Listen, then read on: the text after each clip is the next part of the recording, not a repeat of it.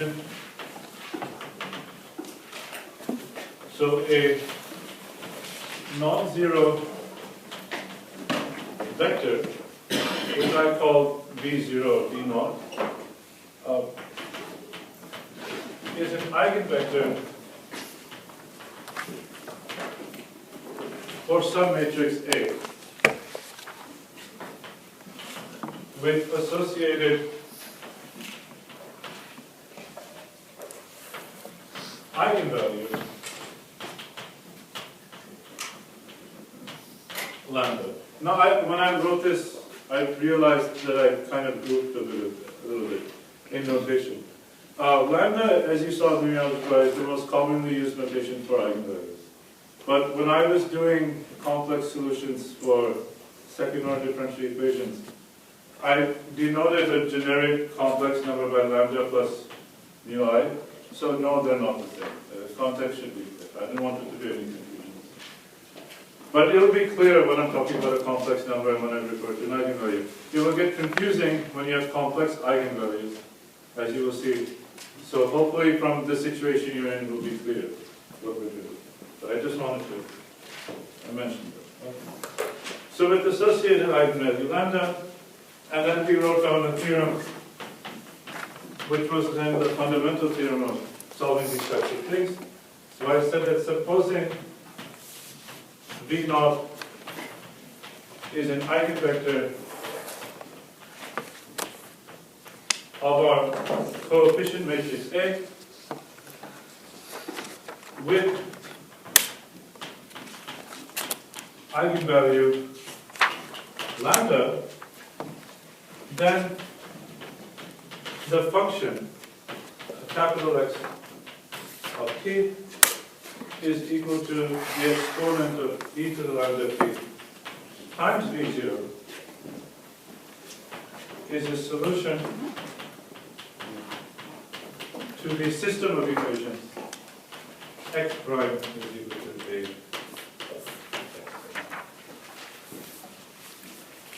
So that is the theorem I left off. So we can do an example of how to do this. So example, solve the following system of equations. So x prime is equal to matrix 1, 3, 1, minus 1, x. So it's constant coefficient matrix, that means it's a linear system. And if you're ever in doubt that indeed you're dealing with a system of equations, you can just unravel this vector form and rewrite it in its original notation. So what I mean is, if x is the column vector xy, then this is the same as writing xy prime is equal to 1, 3, 1 minus 1 x. And then of course you can just do matrix multiplication. So this is the same as x prime is equal to x plus 3y coupled to y prime is equal to x minus y. So you can see that if I didn't introduce this matrix notation, and I just told you to solve the system of equations, it's harder to see what you mean by eigenvalues and eigenvectors. If I write it like this, you immediately know what to do when you see this situation. So we will not use this archaic notation. We will later, when we're doing nonlinear systems. But for linear systems, it's almost easier always to write it like this. But know that they're exactly the same. Okay, so I claimed last time from the theorem that this equation is in the same form as x prime is equal to ax. So to find a solution to this, I need the eigenvectors and eigenvalues of that coefficient. So that's the first thing we need. So I'll write on this board. So step 1, I guess, is to find eigenvalues and eigenvectors. Okay. So it's easiest first to find the eigenvector. So with respect to eigenvalues, and how do I do this?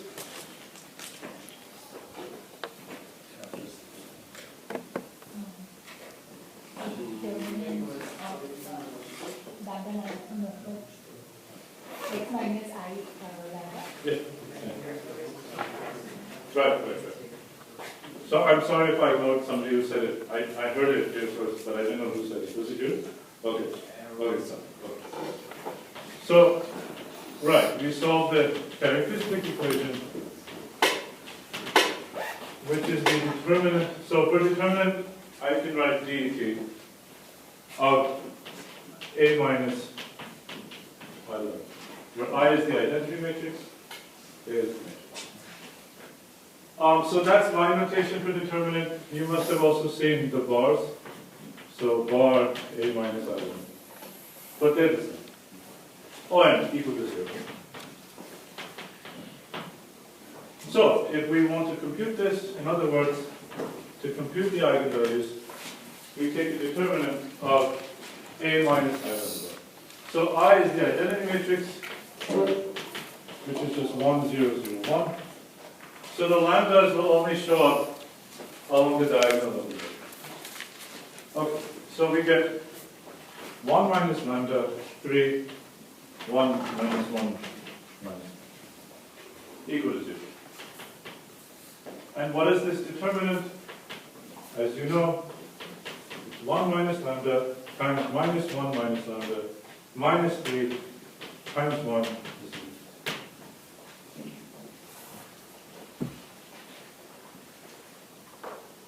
Anyway, if you expand this all out, you should get lambda squared minus 4 is equal to 0. So then therefore, what is the solutions for this? Very good. So I have two eigenvalues as I expect, and one is plus 2, one is minus 2. So corresponding to lambda is plus 2, I need to find its eigenvector, and corresponding to lambda is equal to minus 2, I need to find its eigenvector. So how do I do it? So here we allow Say it again. we allow consecutive. We will not now. But you're right, in general we allow complex eigenvalues. So And- we look at cosine side. Yeah. Very good. And we get some really interesting stuff happening when the eigenvalues are complex. We'll get to that. I swear you've taken this course before. Have you? No. I got this course. He always knows what I'm going to do. I don't know how. It can be it. I just remember that's when I take the linear project, they can send us. They allow them to connect them with linear. Yeah, we are doing the same. Yes. Okay. So we need to find the eigenvectors associated with this simple problem.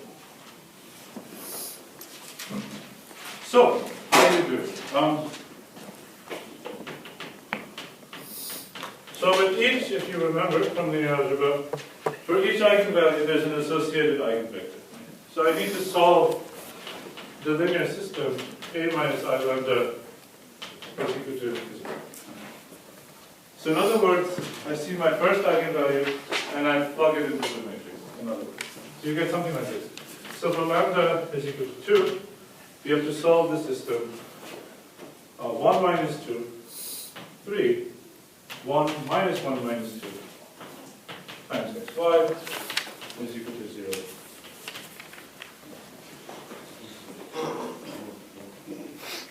Or in other words, it's the same. 1 minus 2 is minus 1, 3, 1 minus 3, xy is equal to 0.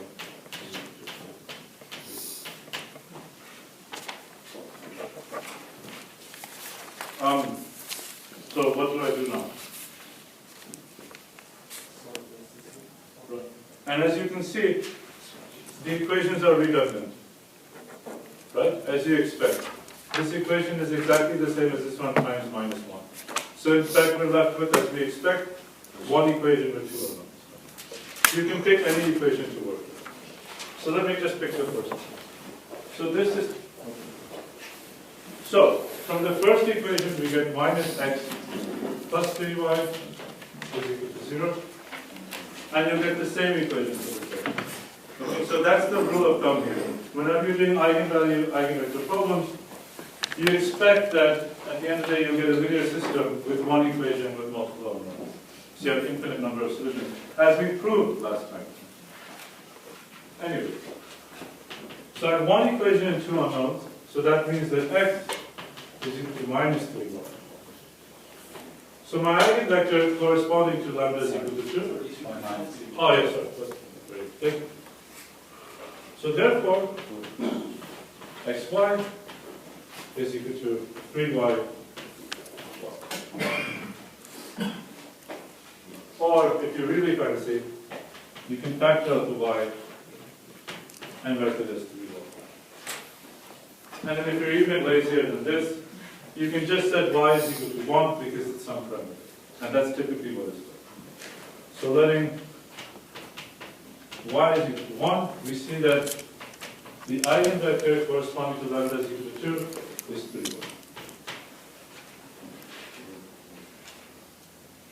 Does it seem familiar from whenever you took linear algebra? I may have do it a different way as you saw it, but this is the laziest way to do it. And hence the way I will always do it. I think there are other methods, but I like it. So we still have to find the eigenvector for the other one. So let me do that.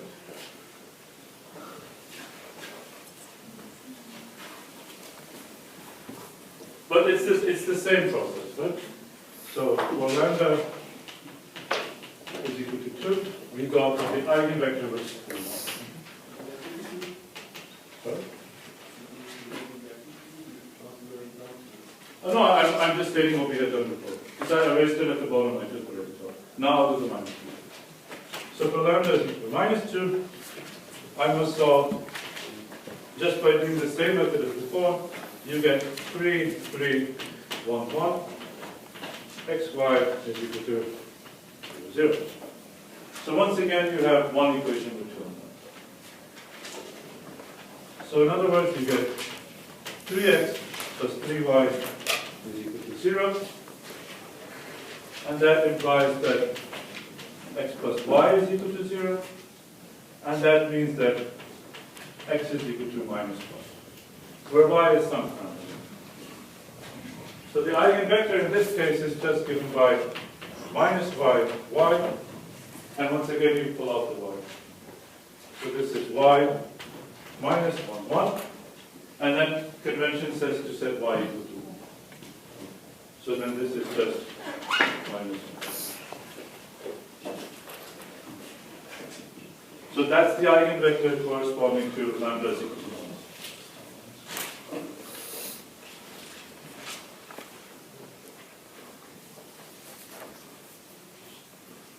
Now in real life, you just ask Mathematica or Maple to compute these eigenvectors for you, but you are students still, so you must suffer the pain of doing this by hand.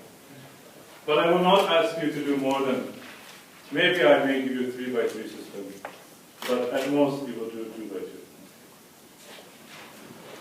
2. Anyway, so we get that,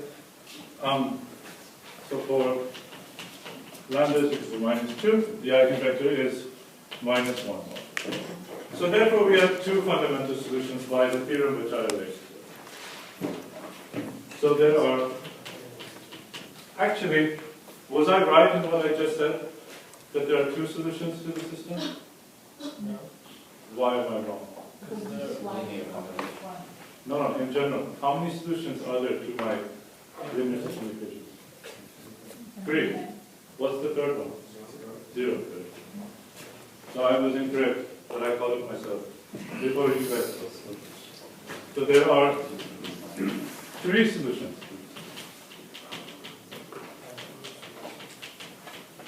Remember, we said that when I stated the effect, 0, 0, which is the equilibrium point, is always a solution to a linear system of this form. So we get the first solution is 0, 0, and then the other two are by the theorem. So x1 of t is e to the lambda t. So lambda is the first eigenvalue, which is 2. times the eigenvector, which is 3, 1. The second solution, or the third solution, is e to the other lambda, so e to the minus 2t, times the other eigenvector, which is minus 1.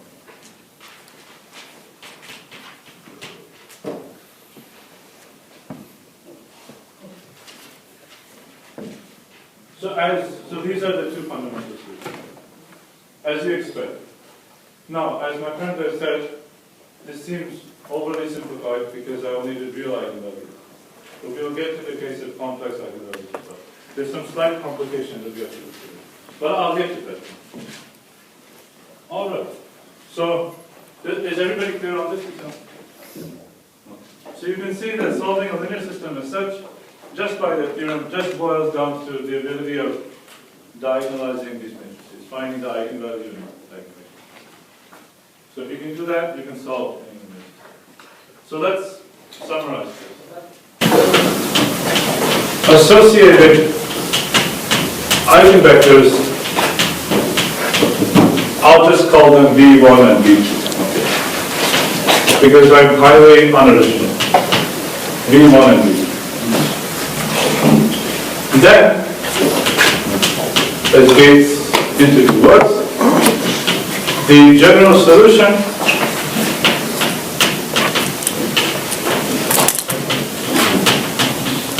to x prime is equal to ax is given by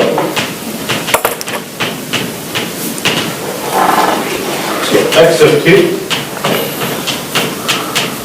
I'll use slightly more fancy constants. Instead of C1, I'll call it alpha, but you can call it C1 if you want. So alpha e to the lambda 1t times v1 plus beta e to the lambda 2t v2, where alpha and beta are constant.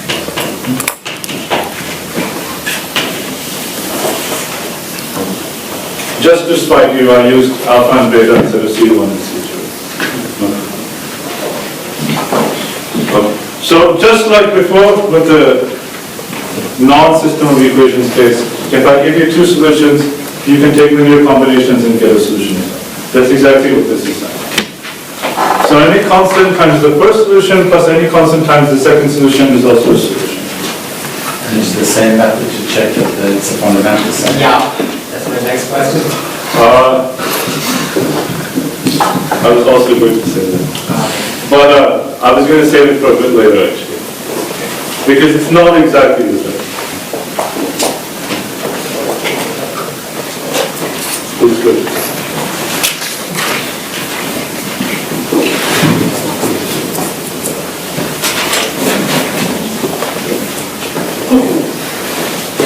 So let me consider a bit of more fun example actually. That will prove to you that this is a good method.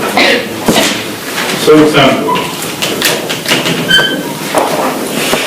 So let's consider our old second order review with constant coefficient.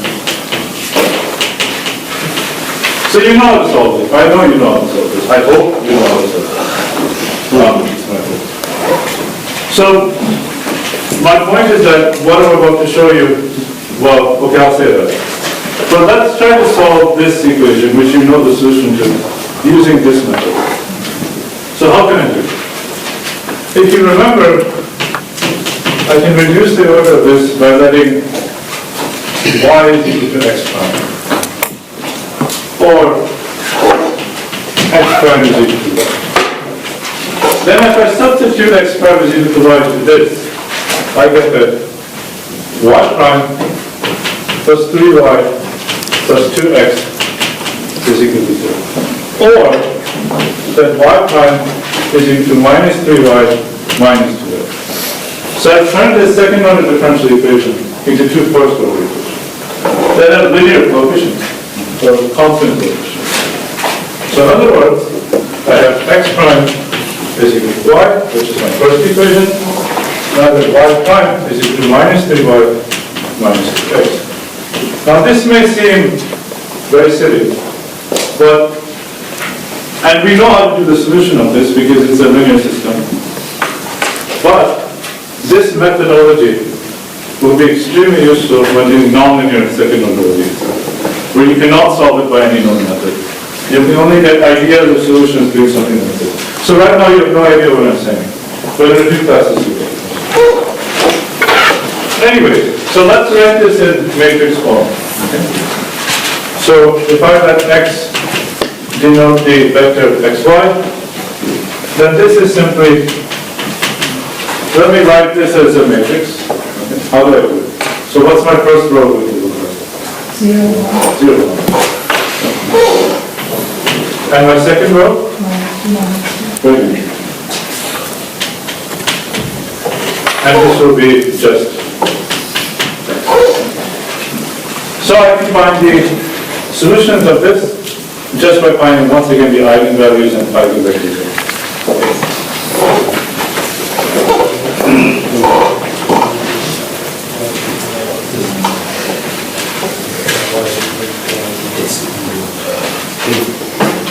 Okay, so to save you some time, although you should check my definitions because they often are wrong, you know.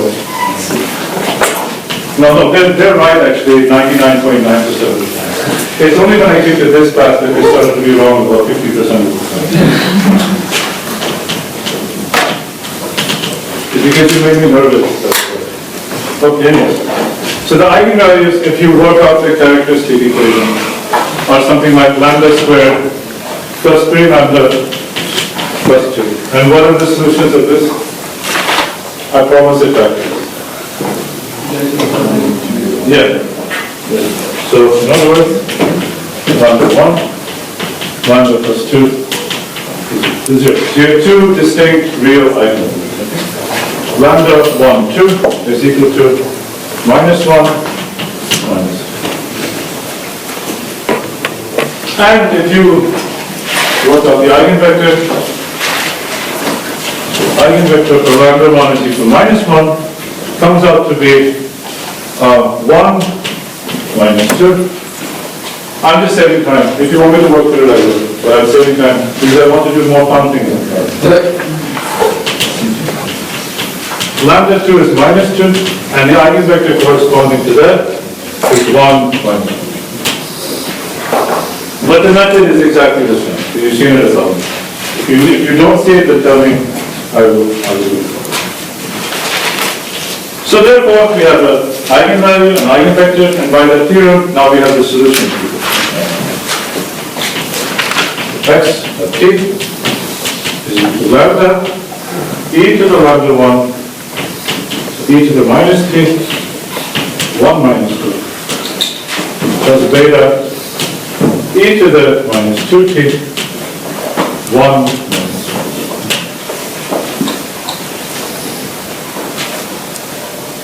And that's the solution. Now, you may have said, asking yourself a question. When I solved this thing, I got two solutions as well. But they were both fundamental solutions. I just added them together to get one solution. But why the t? Here I've gotten a matrix of solutions. So, can anybody tell me that indeed this is x of t? So let me rephrase it this way.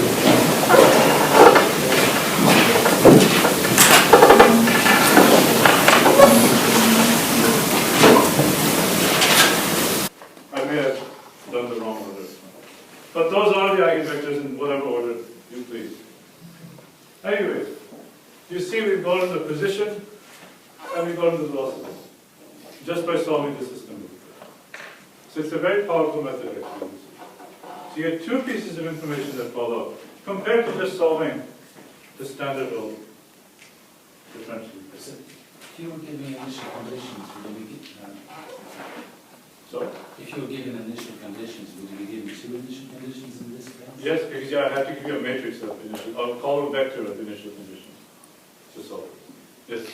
So when you solve the thing using the standard ODE method of finding the characteristic equation, you just got this.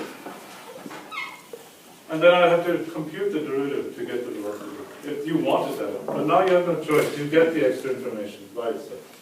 So it's really interesting. But I tend to think things are always interesting. People don't agree.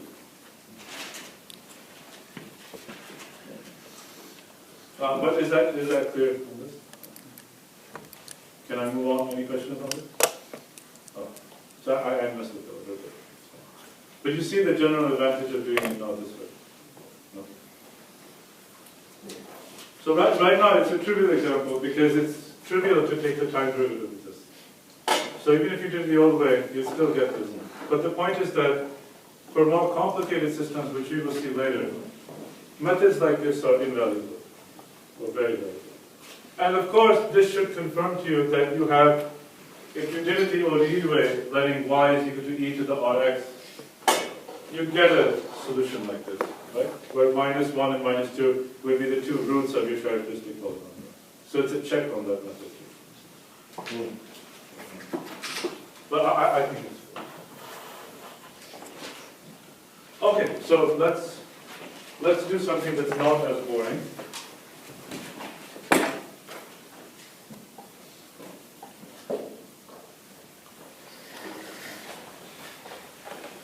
So now I will come to the very important concept, which we will come back to many times in this, what is left of the course. And that is the idea of what we call phase portraits. And this will really push me because this involves a lot of drawing. So I may just bring my laptop next time. Or we'll try it outside and have them grab it. I think I can draw sketches. So let's see. So we did the case of real distinct eigenvalues already. That's you're familiar with. So let's start with that.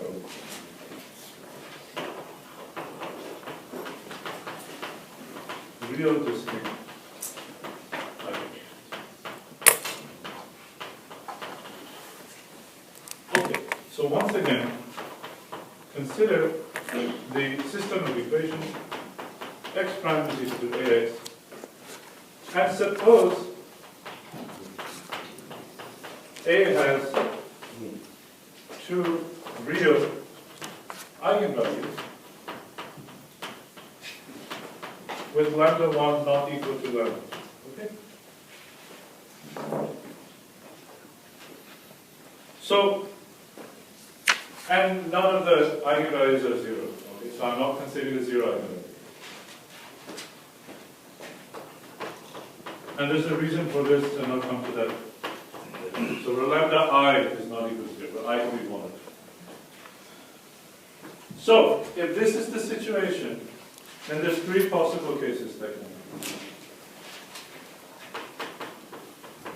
There are, therefore, three possibilities. The first possibility, let's call that 1, is if one of those eigenvalues is negative, one of the eigenvalues is positive. So lambda 1 is less than 0, but lambda 2 is greater than 0. And of course, you know it doesn't matter what I call lambda 1 and lambda 2. So either, in other words, one positive, one negative. I can also have the case where both are negative. So lambda 1 like that. And let me also make the other assumption, maybe I should put it here, that I'm assuming that lambda 1 is less than lambda 2. That's just my notation. So this says that they're both negative. And finally, the obvious third case is if they're both positive. So 0 is less than number 1. So you could be asking, why am I fussing about this?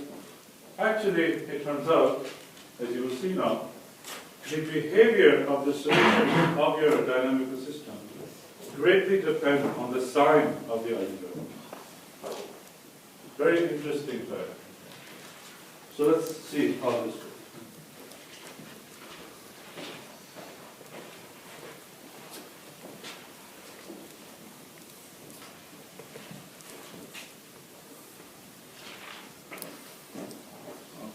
So an example. So I'll give you an example for each one of these cases.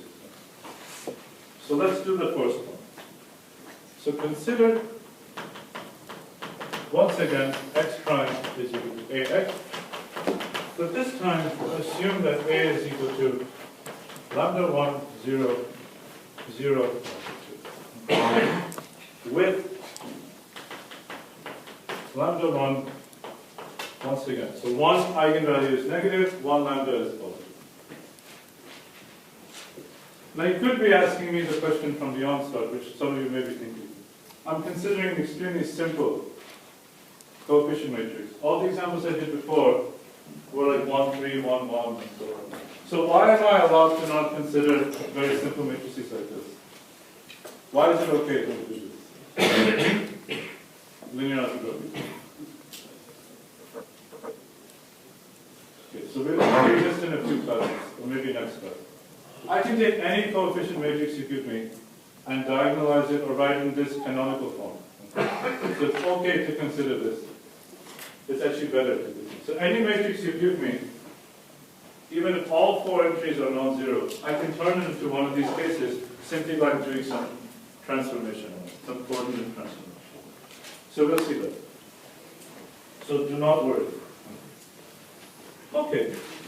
So I can write this out as x prime is equal to lambda 1x, y prime is equal to lambda 2. But this is not a system of equations, because this is an entire x equation, and this is an entire y equation. So you know the solutions already. But ignoring that fact that you don't know the solution. Oh, you don't know. I could say no, I don't know the solution. Okay. So, although we can solve this or these equations, because you see they're not coupled. This is entirely dependent on x, this is entirely dependent on y. So although we can solve these equations,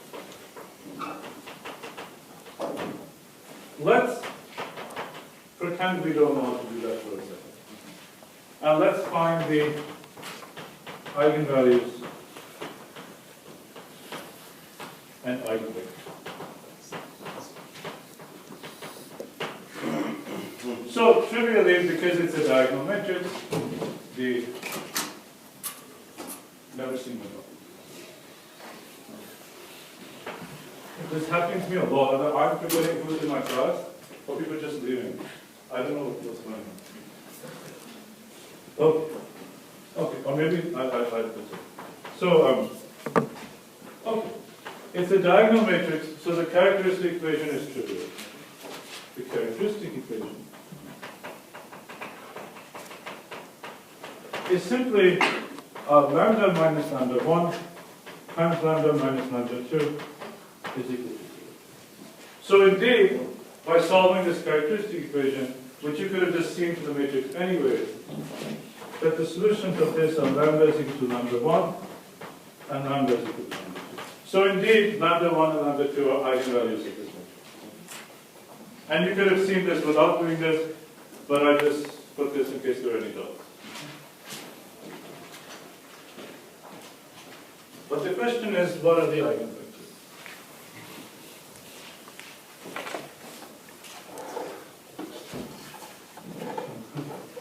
So you can actually see it right away. Because it's a diagonal matrix, you know what the eigenvalues are. It's trivial finding what the eigenvectors are.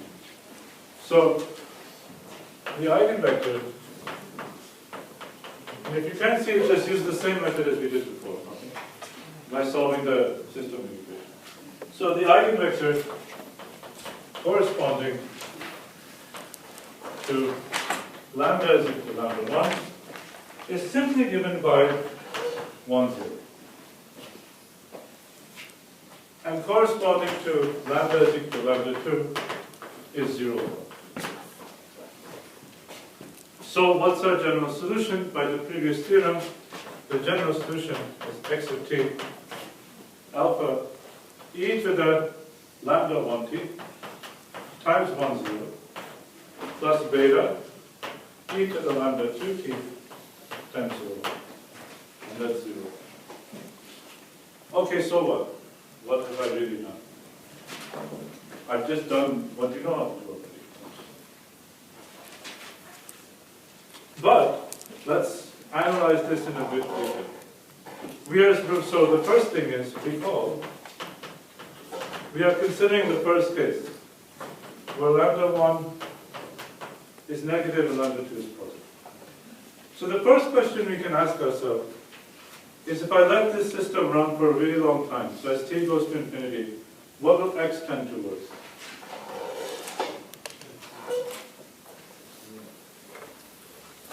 Careful.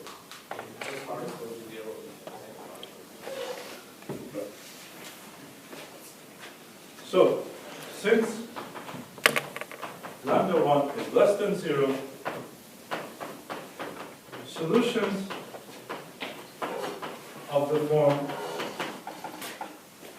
alpha e to the lambda 1t times 1, 0 lie on the x-axis tend to the point 0, 0 as t goes to infinity. And why do they lie on the x-axis? Because this matrix has no y component, it's 0. So uniquely the solution just has an x component in its vector field.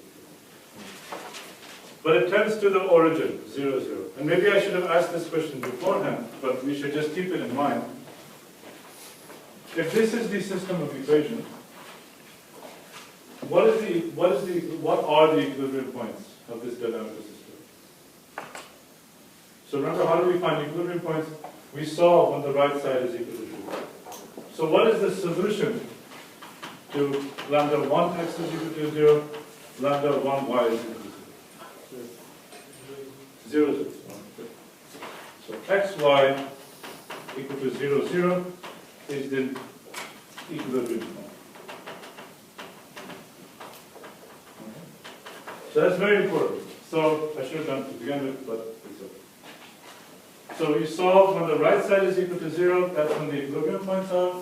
So what we're saying, with this general solution, as t goes to infinity, this solution that lies on the x-axis will head towards the equilibrium point as t goes to infinity. What about the other?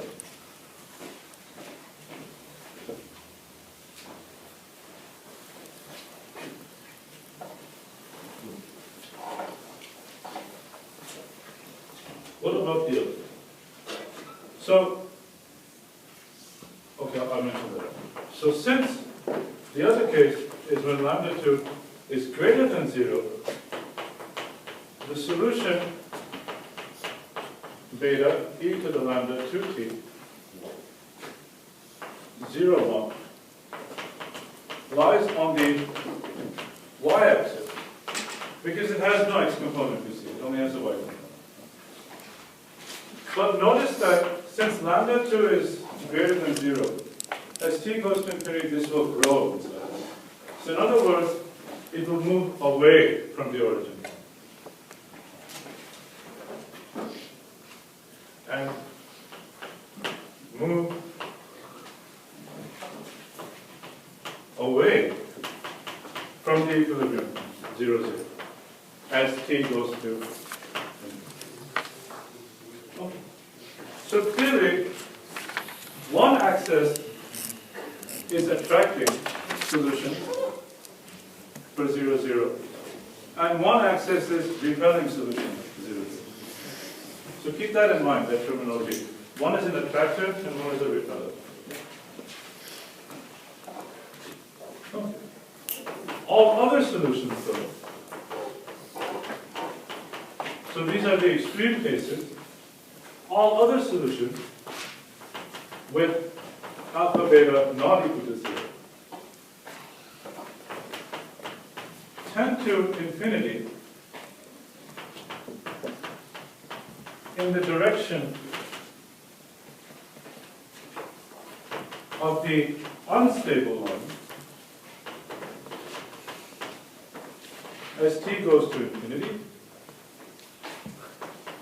And in this case, x of t goes closer, as you can see, to 0 beta e to the minus 1 by 2.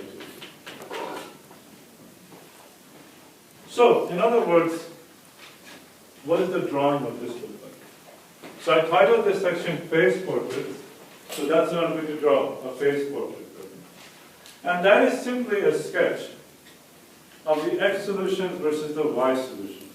So when I sketch x versus y, that is called a phase portrait. So let's see what that is.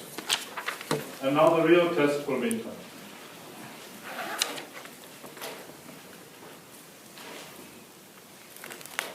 Because you see, I can very easily sketch x of t or y of t. I just plot these solutions in time.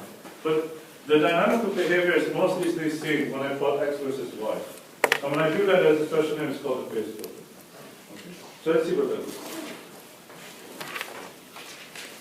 X, y, and my origin or equilibrium point is there, 0, 0. So what did I say? I said that you have some solutions that lie along the x-axis that move towards the equilibrium point, hence these two. I said solutions that lie on the y-axis, they move away from the equilibrium point. So that's the first thing. Everybody clear on this first step?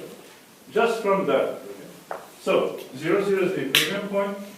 We saw that along the x-axis, as I explained there, solutions move towards the equilibrium. On the y-axis, solutions move away from the equilibrium. And then I said, the third case, the general case, follows this general behavior. But of course, in the linear combination case, there's not one solution uniquely lying along x or y, it's a combination of both. So, you have something like that.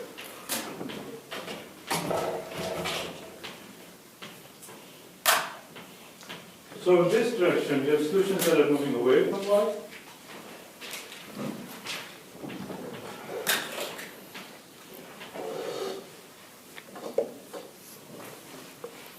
But you have some solutions that are moving towards it. So some of the solutions are attracted to the equilibrium point, some are repelled by it. So in this case, when you have this mixture of behavior, we call the equilibrium point 0, 0 a saddle.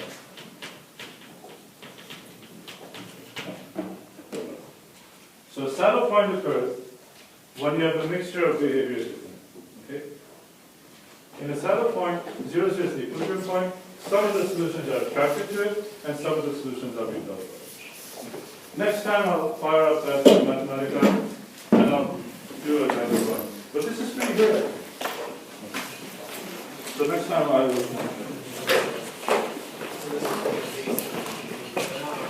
The eigenvalues at different times. Yes, yes. So this is uniquely the case when one eigenvalue is positive and one eigenvalue is negative.